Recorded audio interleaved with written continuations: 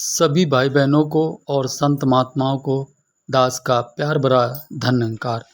आज की चर्चा, आज का विषय है, हम इस बात पे करने वाले हैं चर्चा कि क्या ये भूत प्रेत जैसी बाधाएं होती हैं, और अगर होती हैं तो इनसे कैसे बचा जा सकता है। तो सबसे पहले दास ये होती हैं, इस बात को दास साबित करने की कोशिश कर रहा है कि ये होती हैं। जैसे कि हजूर बाबा जी के बारे में संत महात्माओं के मुख से दास ने सुना है कि कहते हैं, एक बार हजूर बाबा जी प्रचार यात्रा में निकल रहे थे और जब जा रहे थे तो रास्ता जंगल से गुजर के उन्हें जाना था, और बाबा जी की गाड़ियाँ उस जंगल से गुजर रही थीं। तभी पीछे से आवाज़ आती है, बाबा जी रुकिए, बाबा जी रुकिए। 3 बार जब ये आवाज़ आती है, बाबा जी गाड़ी रोक देते हैं। रोकने के बाद बाबा जी गाड़ी के बाहर हाथ करते हैं और इसके बाद शीशा बंद कर लेते हैं और महात्माओं से कहते हैं गाड़ी ले चलो, और चल देते हैं। तो कुछ दूर चलने के बाद एकाएक संत महात्मा बाबा जी से प्रश्न कर देते हैं कि बाबा जी, आपने अभी कुछ देर पहले जो आवाज़ें आ रही थीं वो हम सब ने सुनी थी। हजूर बाबा जी, ये आवाज़ें किस प्रकार की थीं? और आवाज़ें थीं और फिर एकदम से आपने हाथ बाहर किया और आवाज़ें बंद हो गईं, ऐसा कैसे बाबा जी? तो बाबा जी ने बताया कि ये कुछ आत्माएं हैं जो काफ़ी दिन से भटक रही हैं और इनको दास के दर्शन करने का इनके अंदर जो है इच्छाएं जागृत हो रही थी। तो इसीलिए ये दर्शन की इच्छाओं से दास को आवाज़ें दे रहे थे, और दास ने अपना हाथ बढ़ाकर हजूर ने कहा कि उनके मिलने की जो दास के साथ इच्छा थी वो दास ने पूरी कर दी। बस इतनी सी बात थी। ये बात सुनने के बाद आपको और दास को भी कुछ ऐसा लगा कि हजूर जो कह रहे हैं ये तो सब सत्य है, लेकिन हवा कैसे बोलती है? ऐसे प्रश्न भी उठ जाते हैं मनों में। तो इस बात को दास क्लियर करता है कि भूत प्रेत तो होते हैं, और ये भी क्लियर है कि जो शरीर में जब तक मन रहता है तब तक मन सीमित होता है, और शरीर छोड़ने के बाद मन शक्तिशाली बन जाता है। ये किसी भी शरीर में भी कब्जा कर सकता है, और इस तरह की आवाज़ें ये गॉड गिफ्ट होती हैं जो उन्हें प्राप्त हो सकती हैं। अब जैसे कि एक दोहा है, सदगुरु बाबा अवतार सिंह जी के मुखार बिंद की निकली हुई बाणी है, वो दास आपके समक्ष रख रहा है, जरा सुनिएगा कि भूल गए तुम जीवन दाता और जगत से प्यार किया, ब्याज की बातें छोड़ो भाई, मूल भी तुमने हार दिया, सुत द्वारा और माते पिता भी छोड़ जाएंगे सब मझधार, भूत प्रेत ये सभी कहेंगे तुझको एक दिन सोच विचार, झूठ में आया झूठ में खेले, झूठ का तेरे अंदर वास। इस दोहे से ये साबित होता है कि भूत प्रेत की योनि होती है। अब बात ये होती है कि अगर हमारा जीवन जो मिला है हमें मानव देह, ये अगर हमने प्रभु परमात्मा की प्राप्ति कर ली तब तो हम इन चक्करों से बच जाएंगे, वरना हमें इन चक्करों में पड़ना भी पड़ सकता है और ये हमारे ऊपर कब्जा भी कर सकते हैं। तो इस बात से ये साबित हो रहा है कि भूत प्रेत होते हैं। जैसे कि हजूर बाबा जी संत समागम जब कभी आते थे समागम में, तो जब चरणों से नमस्कारी होती थी तो महापुरुषों आपने देखा होगा, दास ने भी देखा है कि उस समय पे हजूर बाबा जी के समक्ष ऐसे ऐसे लोग आते थे, बहुत रोते थे, बहुत चिल्लाते थे, अजीबो गरीब आवाज़ निकालते थे। वो आवाज़ें आपने सुनी होंगी, दास ने भी सुनी है। फिर हजूर हाथ रखते थे सर पे और कुछ ही पल में वो शांत हो जाते थे और उसको आराम मिल जाता था, वो ठीक हो जाता था। तो ऐसे करके ये सारे हम सबके साथ घटित घटनाएं हैं।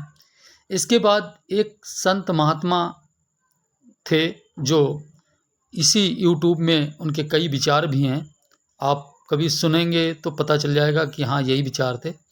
उन्होंने अपने विचारों में बताया है कि दास बहुत ही गरीब परिवार से था और स्कूल काफ़ी दूर था। दास जब स्कूल जाता था तो जंगल के रास्ते से दास को गुजरना पड़ता था। दास की दादी ब्रह्मज्ञानी थीं और परिवार में सभी को उन्होंने ही इस ब्रह्म ज्ञान से जोड़ा था। तो जब दास स्कूल जाता था तो जंगल में बहुत भय लगता था। तो दादी से वापस आने के बाद ये बात बताता था, दादी स्कूल जाने में दास को बड़ा भय लगता है, डर लगता है। तो दादी कहने लगी, बेटा जब जंगल से गुजरा करो तो जंगल पे ध्यान मत दिया करो, इस निरंकार पे ध्यान दिया करो, सुमिरन किया करो, सत्संग किया करो, चलते चलते तुम अपने में खोए रहा करो, इन बातों पे ध्यान ही मत दो। तो उन्होंने कहा ठीक है दादी। दूसरे दिन से वो महात्मा वैसे ही करने लगे। खुद स्वयं गीत गाते थे, स्वयं विचार बोलते थे। लास्ट में धुनी करने के बाद, बोलने के बाद लास्ट में बोलते थे, प्यार से कहिए, तो आवाज़ आती थी धन निरंकार। तो ये फिर सहम जाते थे, डर जाते थे कि ये कौन बोलता है धन निरंकार। उन्होंने जाकर फिर दादी से बताया तो दादी ने कहा, बेटा ये बाबा जी बोलते हैं धन निरंकार। तो वो उन्होंने कहा कि दादी क्या बाबा जी धन निरंकार का जवाब धन निरंकार से दे सकते हैं? क्यों नहीं, उन्होंने बाबा जी ने तुम्हें ये बताया है, ये जताया है कि तुम जंगल में भयभीत मत हो, यहाँ भी हम हैं, मौके पे हम हैं, हम तुम्हारे आस पास हैं। तभी कहते हैं संतना कि चौगिर्द पहरा मेरे राम को, दुख लगे ना भाई। अब दास के कहने का भाव क्या है कि चारों तरफ परमपिता परमात्मा है और दास अब बात आगे करता है कि हम बचें कैसे, इन सारी बाधाओं से कैसे बचें। तो सीधी सी बात है महापुरुषों, आपके समक्ष दास रखना चाहता है कि सबसे पहले अभी समाल का समागम आने वाला है, सबसे सुनहरा मौका गुरसिक ब्रह्मज्ञानी संतों के जीवन का ये बहुत ही सुंदर अवसर होता है। और भाई बहनों, आप जो वीडियो में मौजूद हैं, आप उस निरंकारी संत समागम समालका पहुंचिए और वहां पहुंचने के बाद आप इस निराकार और साकार के दर्शन करिए। वहाँ ब्रह्म ज्ञान भी मिलता है, ब्रह्म ज्ञान का कक्ष भी है, वहाँ ब्रह्म ज्ञान प्राप्त करिए और साकार और निराकार के दर्शन करके साध संगत का साथ करिए और वहाँ पर स्वर्गमय वातावरण में आप आनंदित हो जाइए और आनंद लीजिए। इसके बाद आपका जीवन बहारों से भर जाएगा, खुशियाँ आपके घर में होंगी और आपके परिवार पे निरंकार प्रभु परमात्मा स्वयं कवच बन के आपके परिवार की रक्षा कर रहा होगा, आपके घर की रक्षा कर रहा होगा। ये स्वयं सारा सब कुछ देख रेख करने वाला है, ये स्वयं बचाने वाला है। इसकी इतनी कृपा रहती है कि फिर ऐसी बाधाएं आपके परिवार के आसपास कहीं नज़र नहीं आएंगी और ना ही किसी प्रकार का दुख होगा। दुख वास्तव में होता ही क्या है, संत ब्रह्मज्ञानी जो संत होते हैं उनका जीवन आनंदमय होता है। कहते हैं कि दुनिया में आए के दुख लगे सब कोय, और ज्ञानी काटे ज्ञान से अज्ञानी काटे रोए। तो दुख तो सभी को मिलता है, लेकिन जो ज्ञानी होते हैं वो ज्ञान के में रहकर आनंद में रहते हैं और जो अज्ञानी होते हैं वो रोते रहते हैं कि हमारे पास, हमें बहुत दुख है और हमें ये नहीं प्राप्त हुआ, हमें वो नहीं प्राप्त हुआ। जबकि ब्रह्मज्ञानी संत सुख में जीवन होता है, क्योंकि उसको हर चीज़ में सहज ही रहना आ जाता है और सबर शुक्र करना आ जाता है, ऐसी स्थिति उसको प्राप्त हो जाती है। तो आज दास ने अपनी तरफ से पूरी कोशिश की है कि अगर हमें इन बाधाओं से बचना है, बहुत धन आपने खर्च किया है, एक बार आप दिल्ली संत समागम समालखा पहुँचिए। आप यकीन मानिए हर तरह की मुसीबत से आप बच जाएंगे और आपके जीवन में सुख ही सुख होगा। और ये भी दास ने क्लियर कर दिया कि ये भूत प्रेत वाली योनि होती है और इनसे बचने का मात्र एक रास्ता है, ब्रह्म की प्राप्ति और भ्रम की समाप्ति। ब्रह्म ज्ञान प्राप्त करके इन भ्रमों से बचा जा सकता है, वरना फिर बचने की बात तो दूर छोड़िए। और इस तरह आदमी पिसता चला जाता है, जैसे महात्मा कबीरदास ने कहा है कि चलती चाकी देख के दियो कबीरा रोए, और दो पाटन के बीच में साबुत बचा न कोय। कि चलती हुई चक्की में किस तरीके से सारा संसार ये पिसता चला जा रहा है और कोई भी बच नहीं रहा है।